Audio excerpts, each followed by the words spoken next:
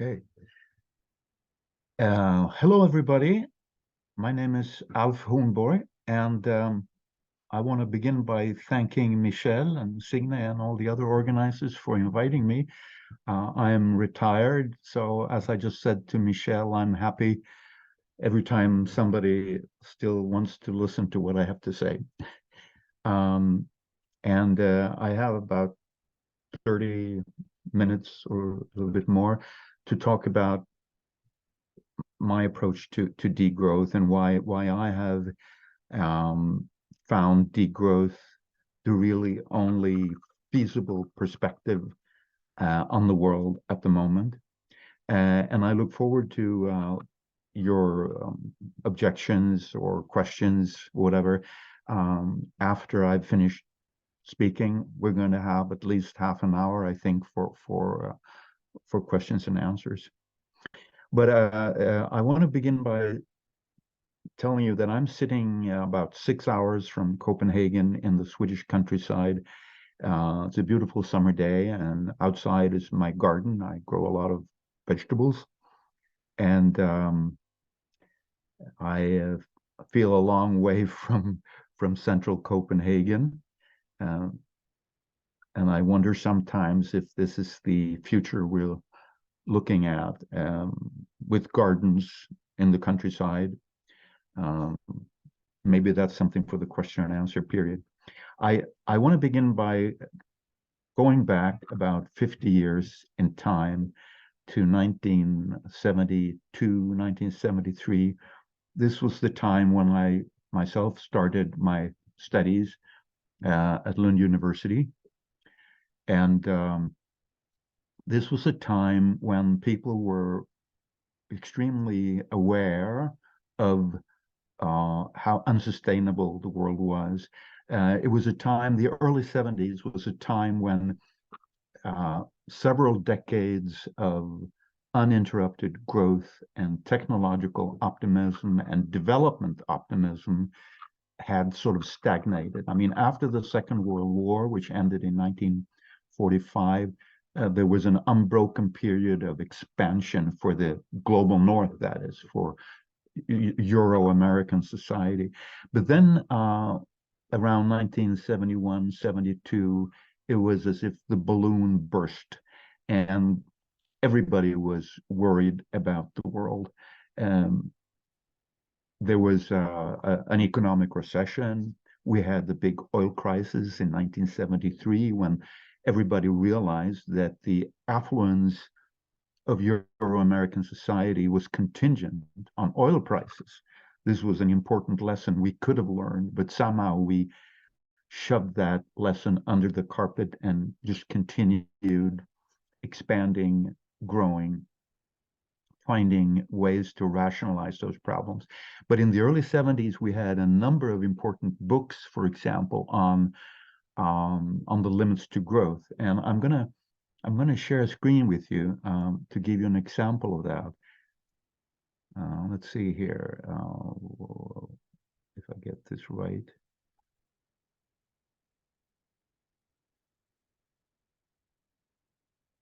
Yeah, and then this one. Okay. You probably heard about this book, Limits to Growth. Well, this is actually the cover of the 30-year update, but it was published by Donella Meadows and her co-authors in 1972. It was a report from the so-called Club of Rome.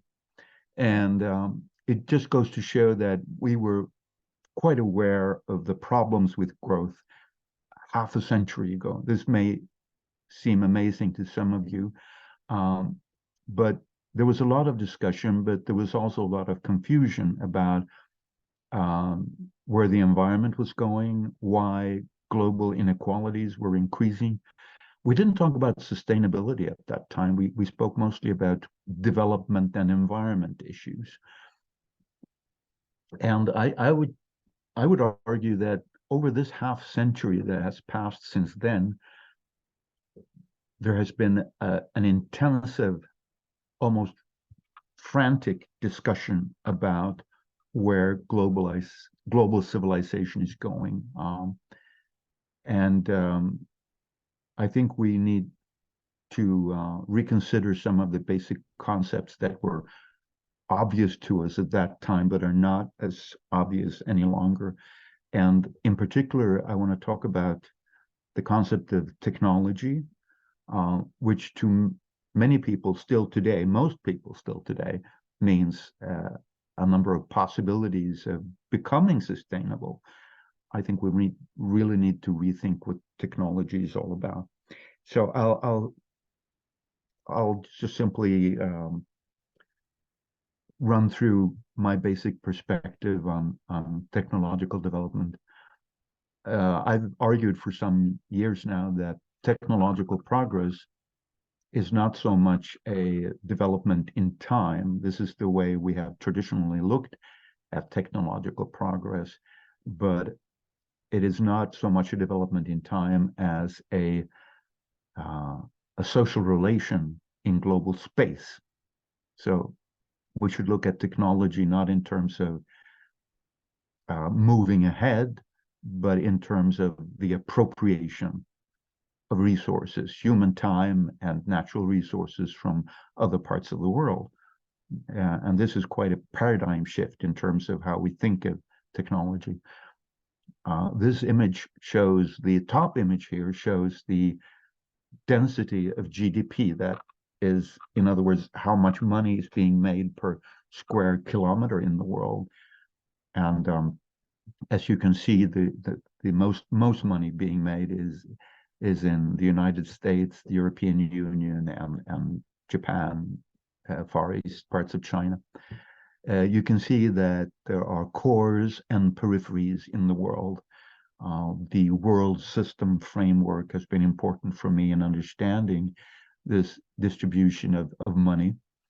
And in the bottom image, which is a composite satellite image, you can see the same map, actually, because they're almost identical. You can see it's a map of nighttime lights, and it basically shows capital accumulation as viewed from outer space. Here you can see in physical terms how technological infrastructure is accumulated in precisely the areas where there's money. So where there's money, there's technology. Where there's technology, there's money. And this, I think, has a special, it requires a special explanation. I think we still suffer from something that I call machine fetishism. We tend to believe, ever since the invention of the steam engine in the late 18th century, we tend to think that machines are basically ideas. They are ingenious ideas. They're blueprints. People come up with ingenious ideas and they apply them to natural resources, and presto, you have technology. This is basically how we have been understanding technology for about 200 years or more.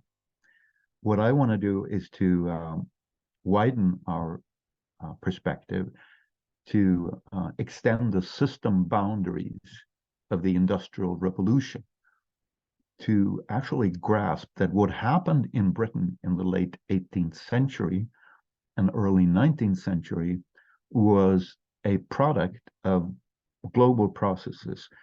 Britain was the core of a colonial empire, and its production of cotton textiles was geared to the Atlantic slave trade. The cotton textiles that prompted British factory owners to turn to fossil energy were actually sold in West Africa in exchange for slaves, who were then transported to the plantations in the New World. And these very slaves then picked the raw cotton for the textile industry. So the same ships that had shipped the slaves to America then went back to Britain loaded with raw cotton for the textile industry. And this was called the triangular trade. And individual capitalists, merchants, could make 8 times the amount of money they invested at the start. So it was a very lucrative business. But what I really want to show is that the development, the expansion of steam technology during the Industrial Revolution was not just a local ingenuity. It was an expression of global processes in the capitalist world system. And this can be actually empirically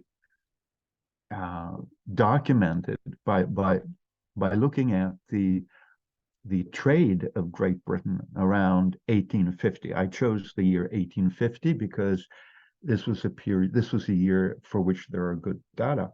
And the main imports to Britain at this time were raw cotton from colonies and former colonies. And the main export was cotton cloth. So it was fairly simple to calculate how much money was paid for imports and how much money was gained from exports, and how that could be translated into volumes of raw cotton and volumes of cotton cloth. Now, if you take the year 1850 and ask yourself how much raw cotton could be purchased on the world market for 1,000 British pounds, the answer is 11.84 tons. The statistics are there. You can figure that out. And you can also ask yourself how much cotton cloth could be had on the world market for 1,000 pounds, and you arrive at the figure 3.41 tons. So that these two quantities of commodities are actually equivalent in terms of exchange value. They're worth as much in terms of money. But then, if you just get rid of this veil of money and look at how much labor and land that went into producing these commodities, you get highly uneven, unbalanced figures. You can see that by exchanging 1,000 pounds worth of cotton cloth for 1,000 pounds worth of raw cotton, Britain exchanged 14,000 hours of British labor for almost 21,000 hours of slave labor in the cotton plantations. And the products of less than a hectare of British land, the area occupied by the factory, for almost 60 hectares of plantation land. So you can see that the Industrial Revolution was not simply Britain becoming the workshop of the world and providing everybody with these exciting new gadgets. It was actually a process of time-space appropriation, so that Britain industrialized, produced a lot of commodities for export in order to import new resources. And you can actually show how Britain in this way appropriated enormous tracts of space all over the world through imports of sugar, cotton, timber, and also actually by turning to coal, to fossil energy, which alleviated the pressure on their forests and fields and so on. So these four commodities, which is just a tiny fraction anyway of the whole spectrum of commodities, sugar, cotton, and timber, and coal, gave Britain access to a land area about 10 times the extent of the total British landmass. And then, of course, you could add on to that all the grain, all the beef, all the coffee, all the tea, all the tobacco, and so on that Britain appropriated from the rest of the world. So this is something that Kenneth Pomerantz, in a book called The Great Divergence, published in the year 2000, calls for ecological relief. He talked about land-saving strategies as fundamental to the Industrial Revolution. And this is exactly what it was all about. And the capital that Britain accumulated at that time should not be seen as separate from land and labor, the other two factors of production, but actually represented land and labor appropriated elsewhere. So capital, in that sense, is actually based on appropriation of of time and space in other parts of the world system. And with these graphs, I want to show that these processes are still very much intact. I mean, these are figures from 2007. It's not that long ago, showing how if you look beyond the horizons of mainstream economics, you can see that world trade is very much a material process. These graphs show the per capita net imports of biophysical resources to wealthy countries. And as you can see, the columns here pertain to the European Union, Japan, and the US. And the four kinds of commodities that we have been looking at, my colleague Christian Dorninger and I, it was Christian who compiled these graphs, is raw materials, energy, land, and labor. And in each of these graphs, the gray column to the left represents imports, the black column exports, and the white column the balance, the net imports. That is the gray column minus the black column. As you can see, if you look at the left-hand side of each graph, of course, in order to see these patterns, we need to use other metrics than money and prices, the language of the economists, so that the first graph deals with tons, the second with joule, gigajoule, the third with hectares, and the fourth with person year equivalents. That's what the PYEQ means, person year equivalents. And let me just briefly say that what you can see that in all these 12 cases, that is the three areas of the world multiplied by four different kinds of resources, there is a net appropriation of biophysical resources, the white columns in all these cases. So that if you just take an example, if you go to the right-hand diagram, embodied labor in the US, you see that the per capita import of embodied labor. Now, I need to explain also what embodied means. It means the amount of resources that have been spent in producing the commodities that are exported. So that the embodied labor in a say a mobile phone or something like that is the amount of labor that has been spent in producing that phone, regardless of where in the world it was produced. So if you look at the diagram on the right, embodied labor, you can see that the per capita net import of embodied labor to the US in 2007 was a bit over 0.3 person year equivalents per capita, right? And that means that for each person in the United States, you had a third of a servant working for you outside the country's borders. In other words, if you had a little household based on 2 adults and a child, for example, you would multiply 0.33 by 3 and you'd get the equivalent, or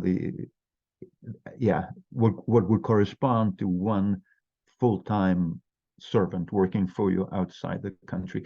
And these are the kinds of tangible conclusions that you can draw from these diagrams.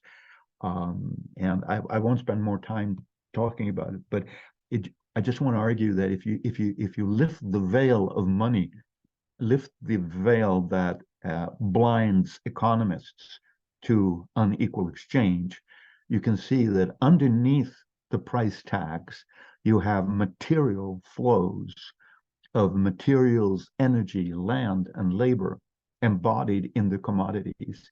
And this is the social metabolism of world society that the economists simply do not see. It's beyond their horizon.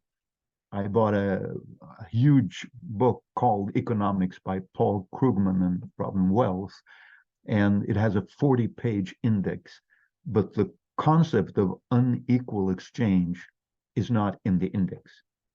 Now, that's a very graphic way of showing that inequalities like these in world trade are not part of the universe of economics.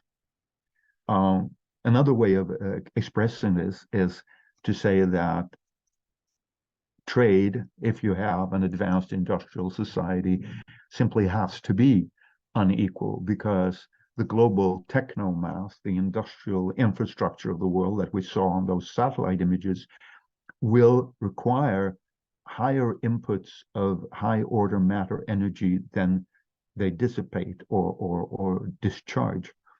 This applies to the technomass just as it applies to biomass, where the entropy law, or the second law of thermodynamics, says that any ordered structure dissipates energy. It subsists on dissipation. So we do that as organisms, and the industrial technomass does it too.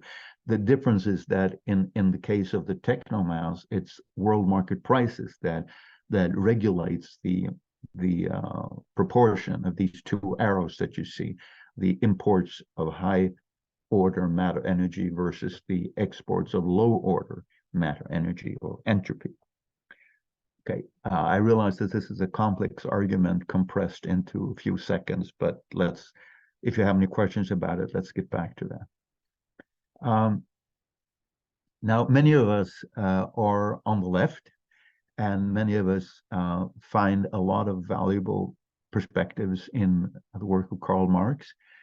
And I just want to say that even if I feel like I'm a 90% Marxist, there are certain aspects of classical Marxist theory that the degrowth movement may need to confront or modify. And I think one of them is precisely the question of machine fetishism, because Karl Marx was actually quite optimistic about steam technology and the inevitable progress of the productive forces in Britain during his time. In that respect, he was very much a part of the society in which he lived. And I think we need to move away from his productivism. And I know a lot of other Marxists are agreed on that point, that we need to be more modest about what technology actually is. There are some modern Marxists who push this productivist or Promethean perspective in Marxism very far, like this guy Aaron Bastani, who wrote a book called Fully Automated Luxury Communism. And most of you would find it ridiculous, but it really argues quite seriously that energy is not a problem, resources are not a problem. We're going to colonize the galaxy, and we're going to mine asteroids to get all the stuff we need, and we're going to have unlimited amounts of energy. So all this talk about degrowth is just foolishness, And this is, of course, most Marxists would not agree with Bastani, but it goes to show the kind of thinking that could possibly emerge from a Marxist perspective, and we need to be wary with that. Compared to that, it's a relief to read the Japanese scholar Kohei Saito, who recently argued that if you look at Marx's final years, you could see that he was privately very worried about where industrial society was going. And Kohei Saito actually talks of Karl Marx as a degrowth communist. Interesting. And it's likely to provoke a lot of discussion. Well, the question remains, what are the inequalities, the asymmetries in the world? We see them very clearly. Most of us, I guess all of you in the room, will agree with me that we live in a highly unequal world. It's not only unsustainable in ecological terms, it's also unsustainable in social, political terms. This is an image from a sweatshop somewhere in the global south. And when you think about the things that we consider self-evident, like buying a sweatshirt or something like that, a t-shirt, it's when you think about what we're doing when we're doing that is it's really magic. It's what the used to be called alchemy, how you can transform one substance into something else through magic. What we do when we trade stuff on the world market is actually trading hours of European time for many more hours of embodied labor in the global south. And this is accepted by the economists and by most of us as just self-evident. You know, money is the greatest invention the human species has ever come up with, but it's also the most destructive concept and invention we've ever come up with. Uh, it is certainly a kind of alchemy, the very idea that you can trade something for anything else, and in highly unequal proportions, as we have seen regarding resources, and in this case, in particular, regarding labor time. And this, of course, is an argument that fits very well with a fundamentally Marxian perspective, but it totally transforms our understanding of what technology is, since technology, to such a large extent, is precisely an embodiment of unequal flows of embodied labor. This applies even to solar panels and electric cars produced with inexpensive Asian labor, so that we in Europe can consider ourselves more sustainable. Okay, my title for this talk was Degrowth Means Recognizing Limits, and this is where I want to end. You probably heard about Georgios Kallis' book Limits, which I reviewed a couple of years ago in the European Journal of Sociology. And Kallis talks a lot about how we have to recognize limits. It's also a topic that you find in the book Degrowth, the vocabulary for a new era, and other recent books on degrowth. And I just want to finish by discussing what we might mean by limits. But not only do we need to recognize planetary boundaries, in the sense that Johan Rockström and others have been talking about how we need to stay within those limits in terms of climate change, carbon dioxide emissions, and 8 other planetary boundaries that he has identified that has to do with the biophysical metabolism of the biosphere, basically. But I would like to widen this concept of recognizing limits also to money, because what is specific about money is the way it does not recognize any limits at all. You can trade anything for anything else, and you can also accumulate as much money as you can dream of without any limits. And I do think that in order to stay within those planetary boundaries and move towards a global society that is more sustainable and more equitable, we need to reorganize or redesign the very idea of money, the very institution of money. I know it sounds ridiculous. How can you change money, right? Well, I think we have to. It's the only way we can achieve degrowth. It's the only way we can achieve sustainability. It's money that has brought us within the space of a geological second to a situation where we're seriously worried whether we're going to have a planet to live on 2 or 3 generations from now. So I think there's no reason to be to have any constraints in terms of how we imagine that different future that we're all hoping for our grandchildren.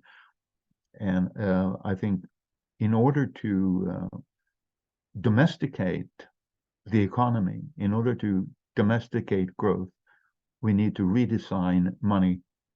And of course, I have ideas about how that could be done. And we might talk about it in the question and answer period briefly. But I think we need to really seriously reconsider what money is, what money does. It's an historically quite recent phenomenon, and it has been extremely destructive in terms of global society and global ecology. Okay, so that's what I wanted to say. I guess it's time for me to stop there. Michelle?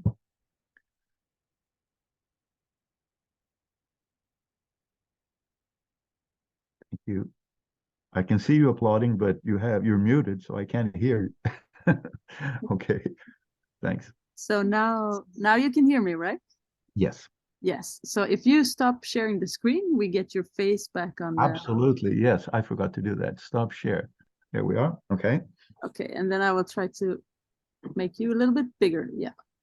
Good. And like now you can see the room, right? Yes, I can. And I just want to say to everybody, I'm a bit hard of hearing. You see, I have hearing aids. So Michelle has promised that she's going to repeat the questions for me. So I'll be sure to hear what you're saying. Okay. Yeah, so Sine has a microphone. She will run out and get the questions. There's one in the back.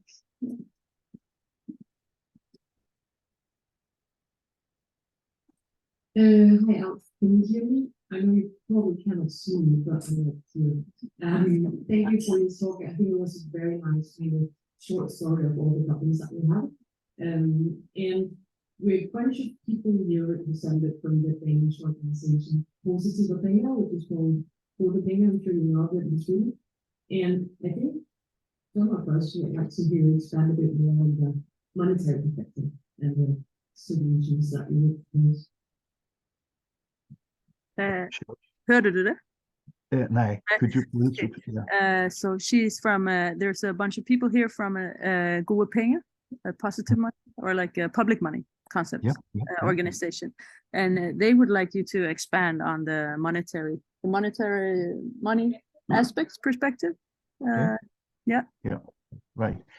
Yeah, well, basically my idea is that we need to have two kinds of money rather than just one.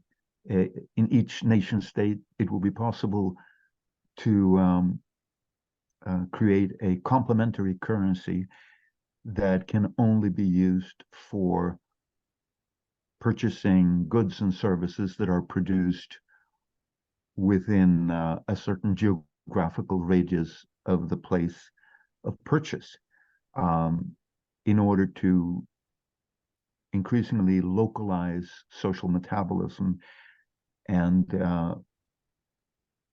decrease the possibilities for unequal exchange in the world, which now very much hinge on the great differences in pricing, which means that people will be moving as far as they can to find cheap labor and cheap resources. But if we have a complementary currency that only operates at the local level and that is distributed to all people in the country as a basic income, I think that would create great changes in terms of our currently globalizing social metabolism. These are the basic ideas. I don't know if that was clear enough, or if you want some. Yeah, she's very happy with the answer. Okay. Great. Yeah.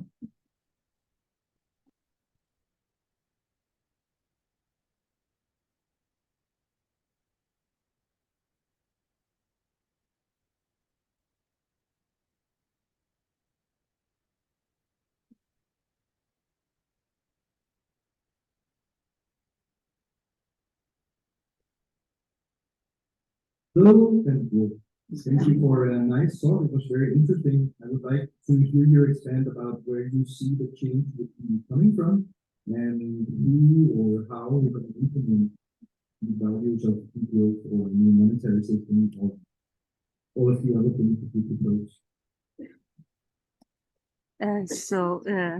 He's grateful for the talk, and it's very interesting, and he would like you to expand on where change will come from, and or who or from where this degrowth implementations, how you see them coming. Yeah. That's a very, very important and very difficult question. I've been following recently a discussion. I don't know if you're familiar with the Great Transition Initiative. they have been discussing precisely this issue. How do we get a global movement to really change society towards something better? I mean, so many of us are agree that we need to do that, but why is there no concerted movement? Personally, I believe that we need to, things need to get worse before they get better. I know this sounds pessimistic, but I do believe that most Europeans and Americans are just simply too comfortable with the way things are to seriously try to create something different. That might mean that change would come from the global south, where people are not as comfortable. But in order to get us all involved in the global north, I believe we need tougher times, economic, financial crisis, and of course, ecological crisis as well, in order for enough people to realize that we have to start doing something very radical about the globalized economy that we're part of. That would be my very tentative response. Yeah.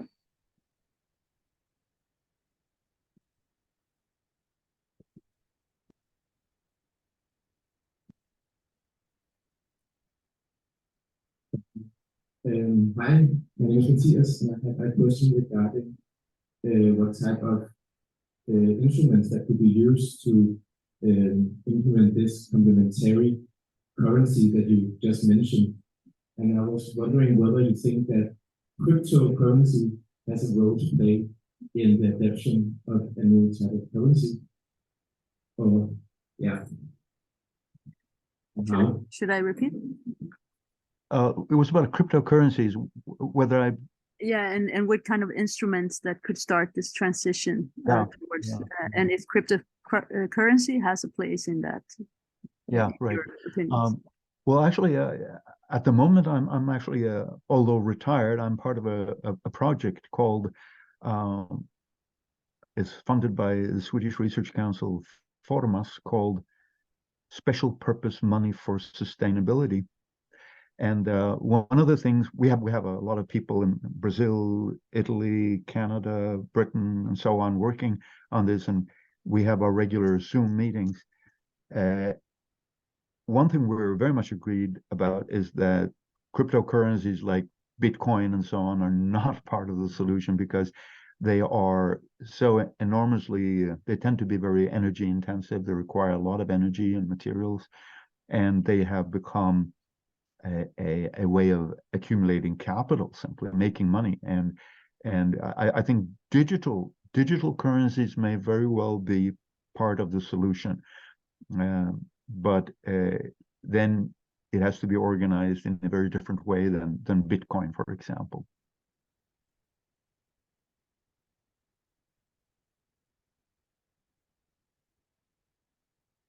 Right.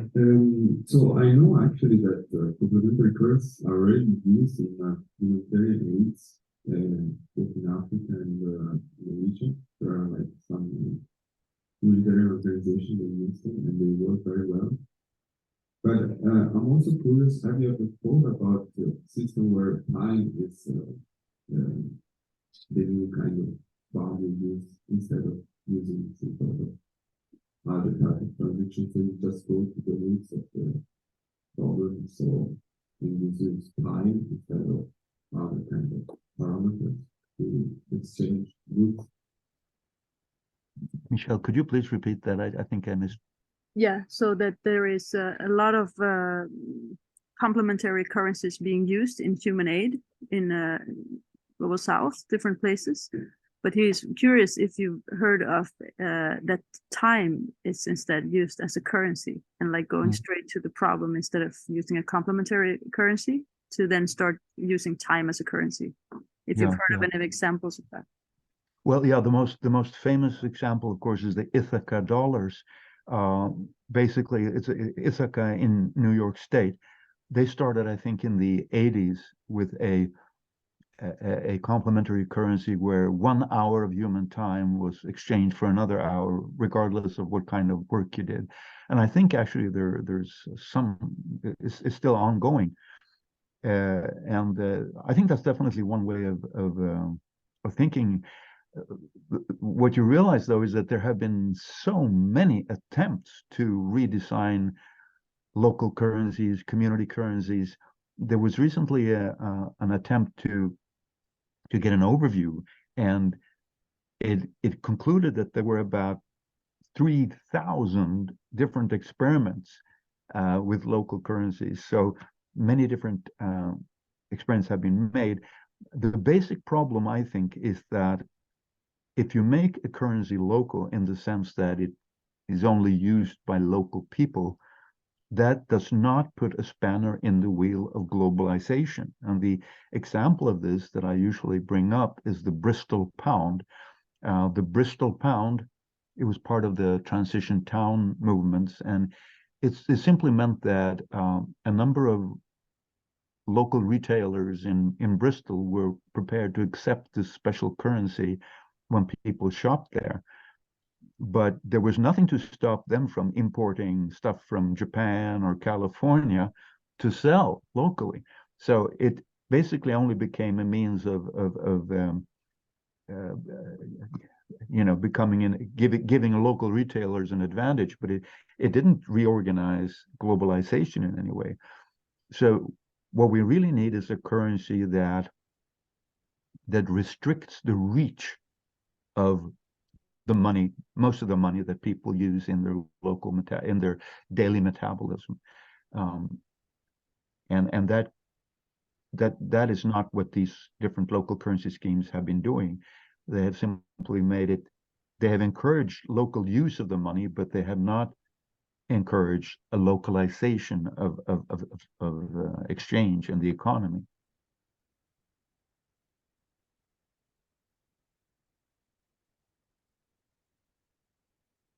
But I just like to add that I don't think the basic issue is if the currency should be tied to a particular resource. You mentioned time, and most of us are aware that for a lot of the time, historically, money has been tied to gold. I think the important thing is to restrict the reach of the currency so that you and the market principle in itself is not all that wrong, because what it does, it actually produces prices that are agreeable to both parts.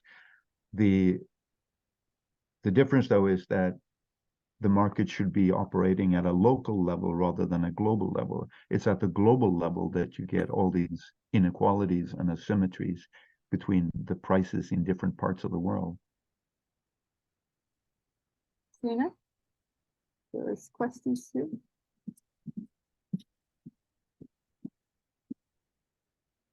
Hey, just like you, Alf, I live in the countryside in Sweden, and we also grow our own vegetables and are into regenerative farming. And the step to this local currency that you're talking about is not very far from me. Like if we have like sharing and collectively sharing a bike, for example, to take our kids to school or something like that. But I think, or my question is that how do you see it happening in, for example, Copenhagen, where the urbanization has been taken so far that it's a part of this global system, and it's so deep in it that it's really hard to like distract it from the global market. So how do you see like a local currency happening in practice inside an urbanization as big as Copenhagen? Michelle, I'm afraid I missed some of that. Yeah, so she's also a farmer on the countryside and can understand how the local currency economy is very realizable in her life. but then coming to Copenhagen and thinking, how would we sort of start changing and decoupling our economy from capitalism, profiting in big cities or in urban situations like Copenhagen?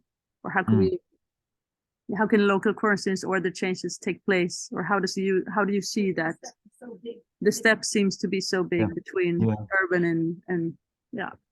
Absolutely. Well, I guess I'm partial here because I do want people to live in the countryside, but I believe that a reform of the kind I'm talking about would actually be a sort of an incentive for people to start thinking more about where their resources are coming from. And I think people would be liable to perhaps move to areas where there's more resources, and also perhaps grow more of their own food, even in cities. There have been experiments with that. You could actually produce a lot of food locally. Actually, I don't think that cities, particularly not mega cities, are sustainable in the long run. And in order to reorganize metabolism, I think more people will have to move out towards the countryside, or at least have access to the countryside. I mean, if you have a geographical radius for this complementary currency of, say, 50 kilometers or something like that, there's quite a lot of agricultural land that would be available for most people living even in Copenhagen. So I think it could be a gradual process where people are likely to move to where they can get most for their money, most for these, where there are most services and resources to be bought with the complementary currency. And living in the center of Sao Paulo or Tokyo or New York is probably not the best option in that situation. So it's actually part of the kind of transition that I think we need. I don't know if you're content with that answer. It was kind of evasive, I guess. She's not happy, but she's okay. Okay. And I think that the happiness level is more about reality than about your answer. Right. Okay, so we have with 2 questions, is that? Thank you. First of all, the question is, if we stay in the existing system for now to achieve a quick legalization, what do you think of punitive tariffs as an instrument? I think I need to hear that one. What do you think of punitive tariffs as an instrument for legalization of the economy? Punitive tariffs? Do you know them? Who? Tariffs. On imports, Tariffs. Yeah. Tariffs. Sorry. Punitive tariffs. Punitive tariffs as a tariffer. Oh yeah. Punitive tariffs. Well, that sounds like protectionism, and yeah, I know. This is. I don't know. I'm not an economist, and I don't want to get into that too much. But I don't think this reform that I'm suggesting would have to be classified as protectionism. I mean, when you say punitive tariffs, this is exactly what neoliberal economists hate. You know, we should get rid of the tariffs. We should have free trade and so on. And the problem, of course, with free trade is not only that it's not free, but that if it is free, it's free for capital accumulation. It's not good for the people in the global south. But I didn't catch your whole question, so I'm not sure whether I really responded to it. Michelle, do you think I did? Or are you happy with that answer? Or you? Okay, he's happy. Okay, great, thank you. So another question. Okay, so my question might be a bit complicated, but it's also a complicated topic, so I hope it will be clear. So I'm quite obsessed with the distinction between corrective and radical critique. When we as activists or researchers or any people wanting to challenge the status quo and try to attack the system. And I hear your vision as a radical critique, reorganizing money. But my question is if you see any corrective criticisms. This is a term I coined from Boltanski and Appelros. I don't know if Alf is aware of this, but it's this idea of when we do corrective criticism, we tend to help the system justify itself. So sometimes we just help upholding it when we criticize, and that's why we never will reach people. I'm being pessimist here, but just being a devil's advocate of these amazing visions, but sometimes maybe feeding the system and then making it survive. And so so my question is, in this model or aspiration for reorganization of money, are there any corrective steps on the way, or can we only be radical? Did you get it? Not quite, no. Okay. Uh, So, yes.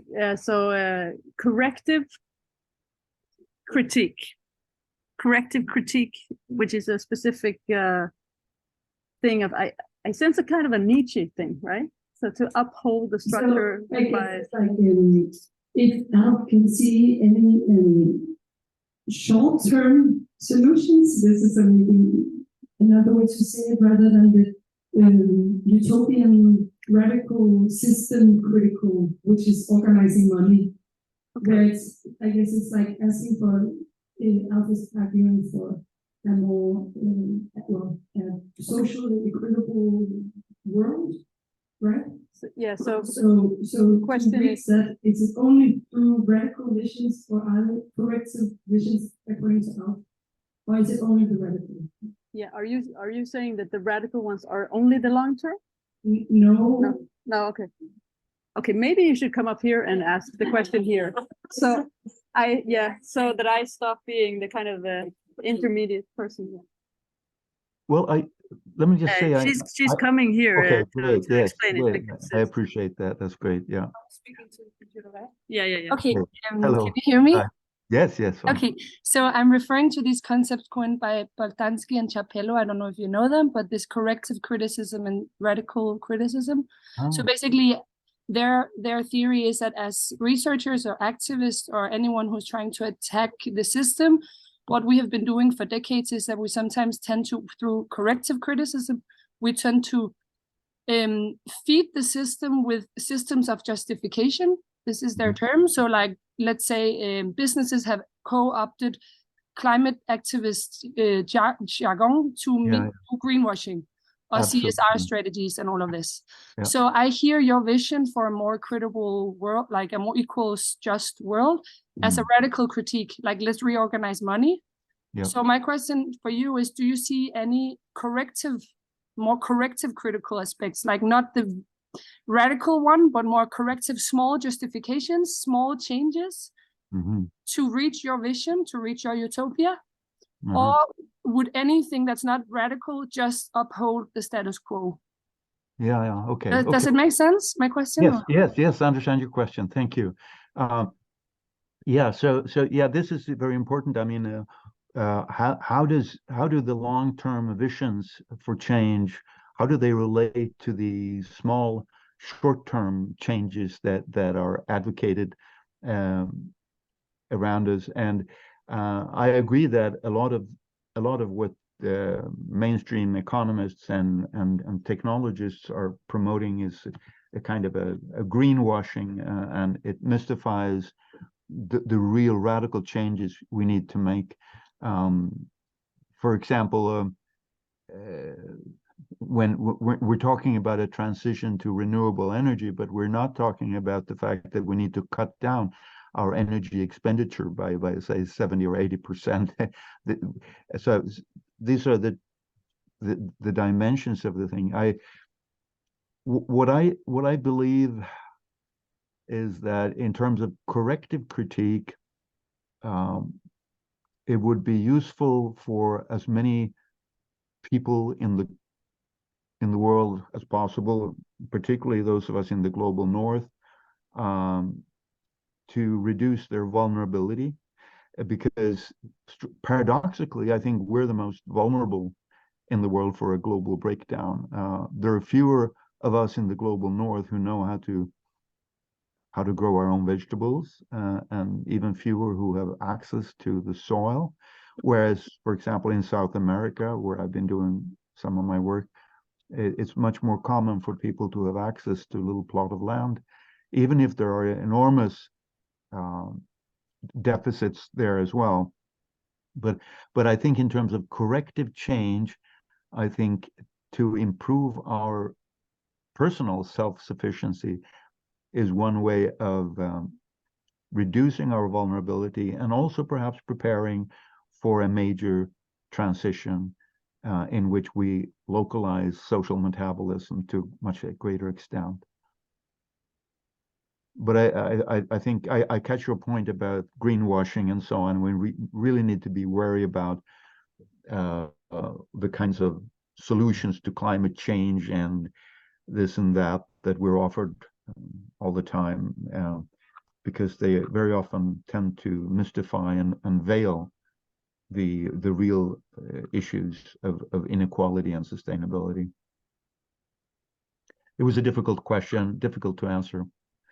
Yeah. I have lost track of time, to be honest, and I think we're about to like finish off now, unfortunately. So we have time for the workshop where we will embody this theory and all of this information in a different way in a game. But I just, I hope I did your questions justice, and I did my best. And I'm really grateful for you, Alf, to take your time to try to explain these things for everybody here. And I do, I'm not completely agreeing with you on the depressive idea of that things need to go south before we can.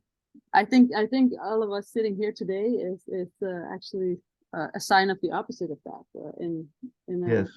The way of possibility of start just doing together now. Hopefully. That is true. That is true. Not least in terms of being mentally prepared for the fact that we need to change and to challenge the mainstream visions that we get.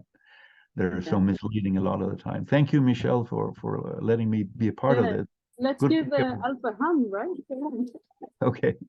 Thank you very much. Thank you. Thank you.